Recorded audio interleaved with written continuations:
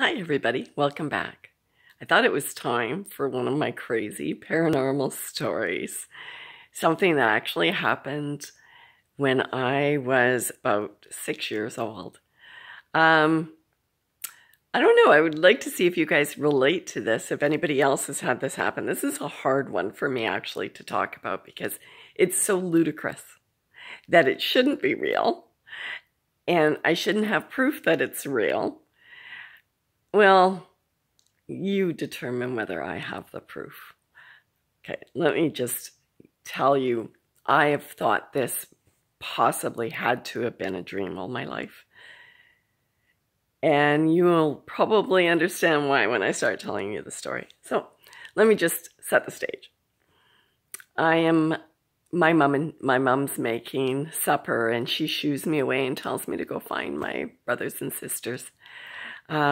I had two older brothers and one older sister at this time. And my older brothers were 7 and 6 years older than me, and my sister's 4 years older than me. So that kind of gave you an idea. My sister was around 10. My brothers were 13, 12, 13-ish when this happened. So my mom scoots us all off, me to go find. It was just me. I didn't know where anybody else was. So I looked for everybody and went to the basement, which it was a rainy day, so that's where most of us would have congregated. And I opened up the door and I go down the stairs and I see my brothers in midair, holding on to hands like you would see. They looked like they were astronauts in one of those wind tunnels where they're holding onto hands and their legs are kind of flipped up backwards. And now you probably want to stop right now and just let me finish. Let me finish. I'm 6 years old. I'm not afraid. I get like excited and I squeal. And to my brother's horrors, I jumped off from the top stair and floated. And in a couple of minutes, and the three of us are playing. In a couple of minutes, my older sister comes in and she screams. We had to coax her off. If I remember correctly, one of my brothers grabbed her by the hand and pulled her off, and she floated too. This memory that I have went on for a good half an hour. We were bouncing off of each other.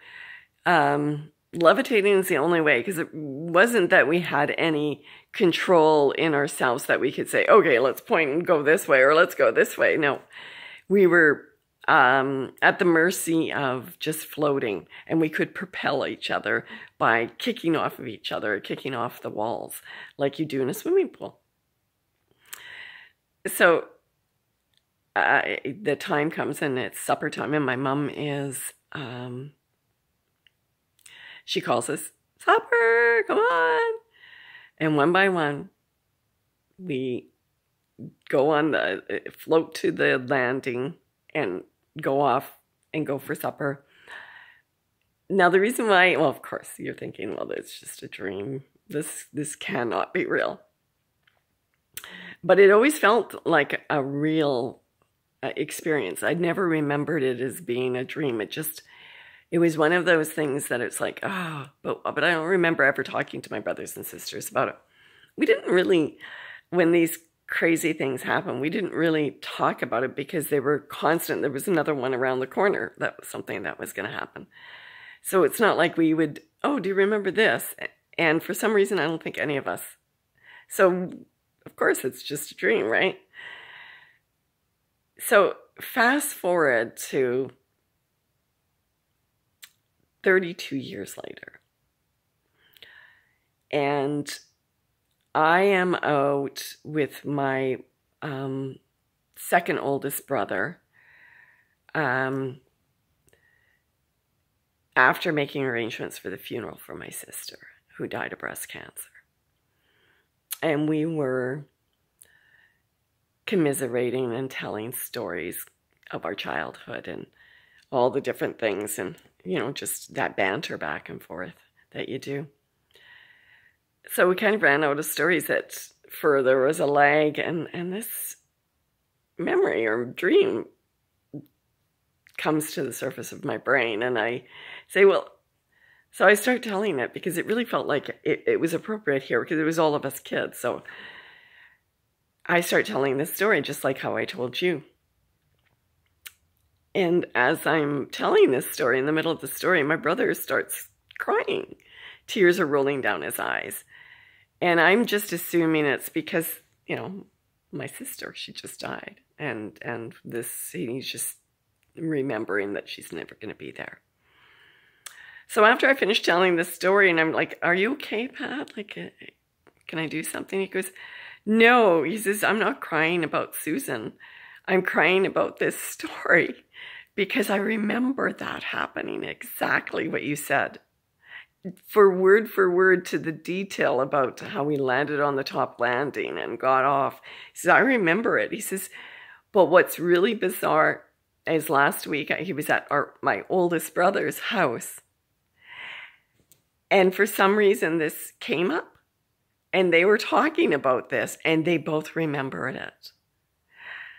And I'm like, I'm totally flabbergasted at this point. But then my brother gives me another one. He says, that wasn't the first time that happened to me in that house. It happened multiple times when I was in my bedroom.